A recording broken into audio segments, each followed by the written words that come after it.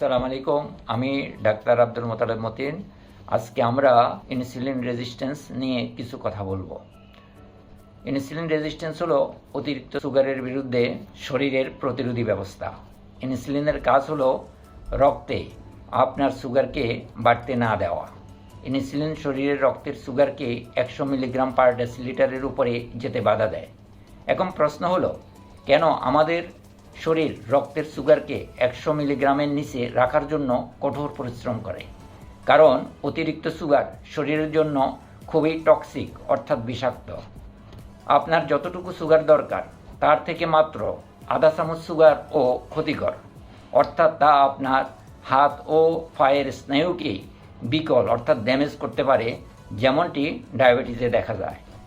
এছাড়া অতিরিক্ত সুগার চোখের অপটিক নার্ভের ক্ষতি, সানি ক্যাটারেক্ট, হৃদরোগ, হার্ট অ্যাটাক, ব্রেন স্ট্রোক, প্রদাহ অর্থাৎ ইনফ্লামেশন, স্মৃতিবিলোপ, মেমোরি লস, অন্ত্রের চারপাশে চর্বি জমা অর্থাৎ ভিসারাল ফ্যাট এর মাধ্যমে ক্ষতি সাধন করতে পারে। আমাদের শরীরের জ্বালানি 3 ধরনের, যেমন কার্বোহাইড্রেট, প্রোটিন, ফ্যাট বা চর্বি। কার্বোহাইড্রেট হলো গ্লুকোজ বা সুগার। ইন্টারেস্টিং বিষয় হলো, গ্লুকোজ শরীরের পছন্দনীয় জ্বালানি নয়, যা সাধারণত লোকেরা জানে না। এখন প্রশ্ন হলো, কেন লোকেরা জানে গ্লুকোজ শরীরের পছন্দনীয় জ্বালানি?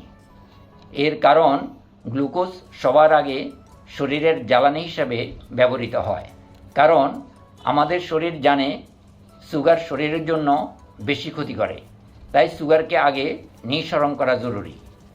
মানুষের শরীরে 40,000 ক্যালোরি ফ্যাট এবং মাত্র 2,000 ক্যালোরি সুগার স্টোরেজ থাকে। যখন শরীর ফ্যাট বার্ন করে তখন কিটোন বাই প্রোডাক্ট হিসেবেই তৈরি হয়। মজার বিষয় হলো, আমাদের শরীর কিটোন দিয়ে খুবই দক্ষতার সাথে চলতে পারে। এখন যদি প্রশ্ন করা হয়, আপনি কি শরীরের জ্বালানি হিসাবে 100% কিটোন ব্যবহার করতে পারবেন? উত্তর হলো না। শরীর মাত্র 85% কিটোন ব্যবহার করতে পারে আর 15% গ্লুকোজ হিসাবে ব্যবহার করতে পারে। আমাদের শরীর নিজস্ব ফ্যাট অথবা খাবারের চর্বি ও প্রোটিন থেকেও গ্লুকোজ তৈরি করতে পারে। একে গ্লুকোনিওজেনেসিস বলা হয়।